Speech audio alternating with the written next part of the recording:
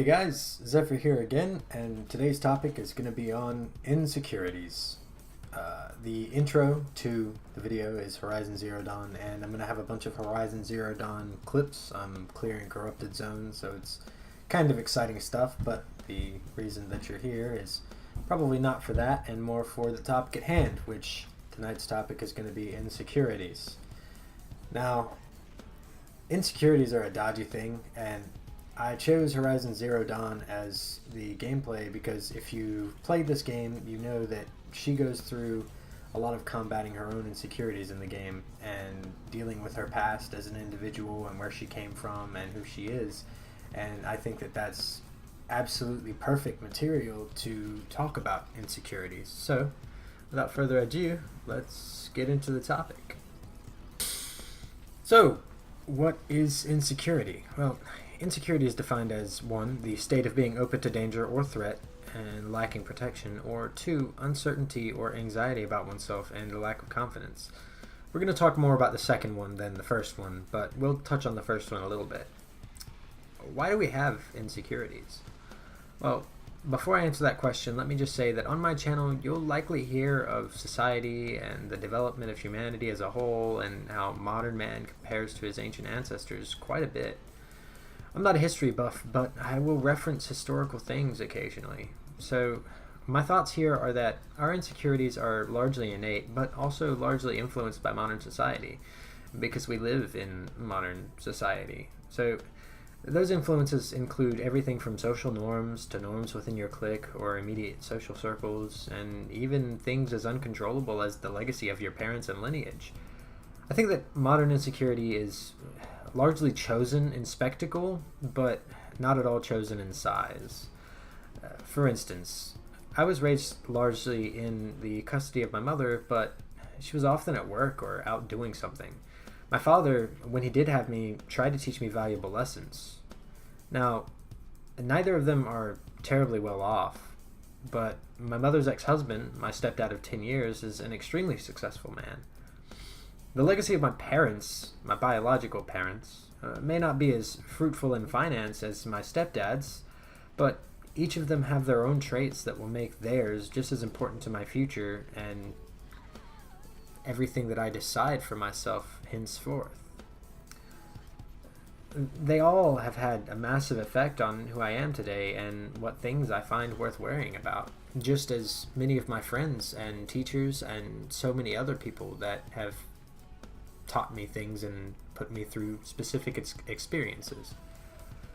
My insecurities stem largely from my intense train of thought, my lack of proper relations, my willingness to give to others when I have not, and partially from my physical appearance.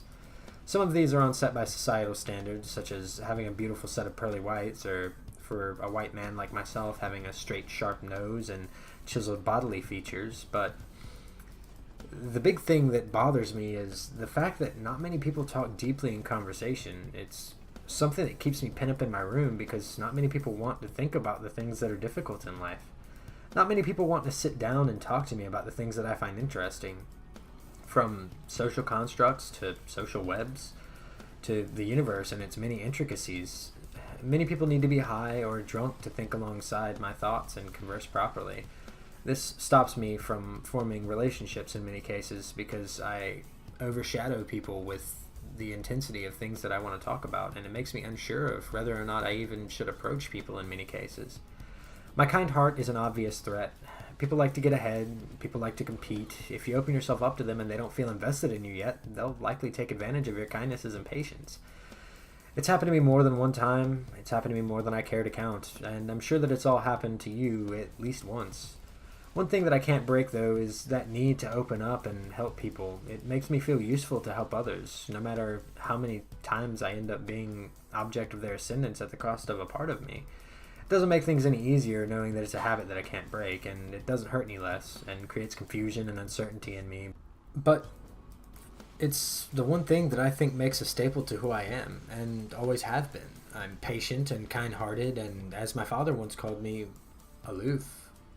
So, that's all good and well, Zeph, but why are you telling us this? This is not useful information to us. Well, I wanted to set some background before I got into the actual useful information for you. How do we combat our insecurities, and why bother?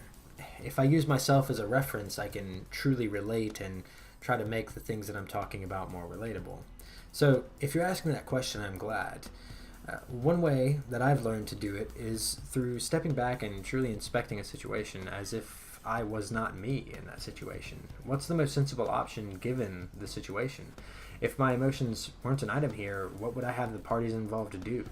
Whatever you would have your real self do in that third person situation, that's probably what you should do in the first person. Sometimes it means taking a risk, taking the high road, and putting your heart at risk, putting yourself at risk.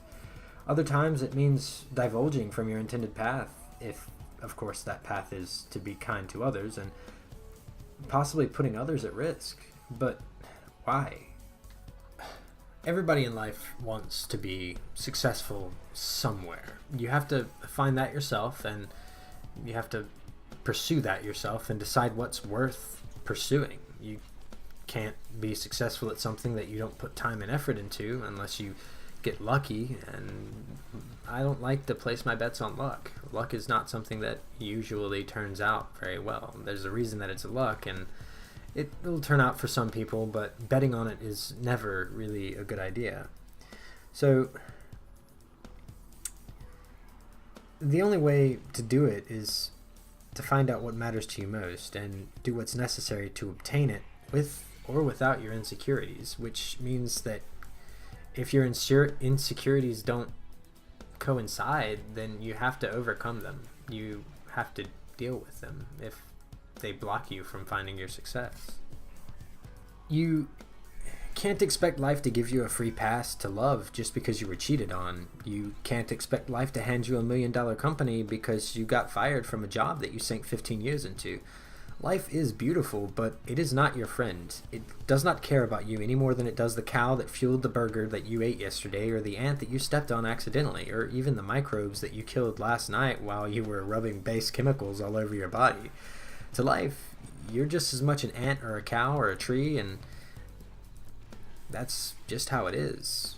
You have to overcome your fears and insecurities in order to find success in the relative field. If you're afraid of relationships, go make friends, go spark up conversations, rehearse dialogues with yourself, ask questions that you want to be asked, talk about the things that interest you, but most importantly, pay attention and invest in those that you're talking to, even if it means risking your time and energy.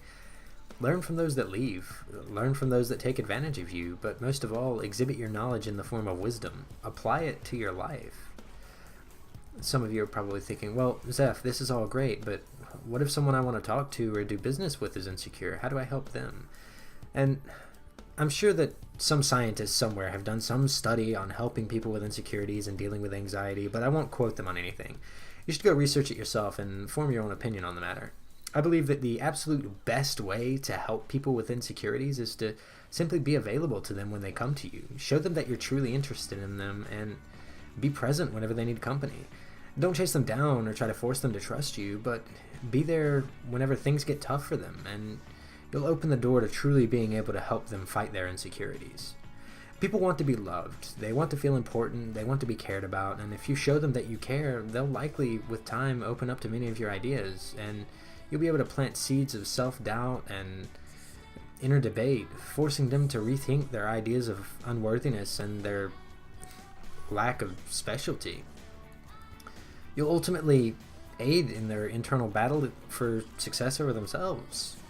Don't ever try to take direct credit, though, unless they explicitly state that you did it, that you were the one who showed them the way. If you try to obtain credit for kindness, you've done business. You haven't shown love, you haven't shown any sort of compassion, aside from, a concern, self-interest, and investment. So, in summary, insecurities are tricky things that we really can't shake, but we can overcome them through perseverance and understanding. We can change our views with the wisdom that we obtain and help to aid others by expressing ourselves to them over time in a manner that proves to be full of selfless concern and compassion. We should do these things because I feel that it makes life a lot easier to be confident in yourself and to have friends that are just as confident in themselves, and both you and your friends in one another. It's a lot easier to commune with people whenever everybody believes in themselves and believes in one another. So that's it for today, guys. If this helps you in any way, I thank you for watching, and thank you for improving your life and the lives of those around you. Stay positive, but do it in a realistic way. Don't let dreams take you away from reality, because the come down is usually horrid, but don't let reality beat you into submission, because the come up is usually treacherous. Share this with those that you think need to hear it, and if I deserve it, don't forget to like, comment, and subscribe for more. Take it easy, guys. Thanks for watching. This'll help.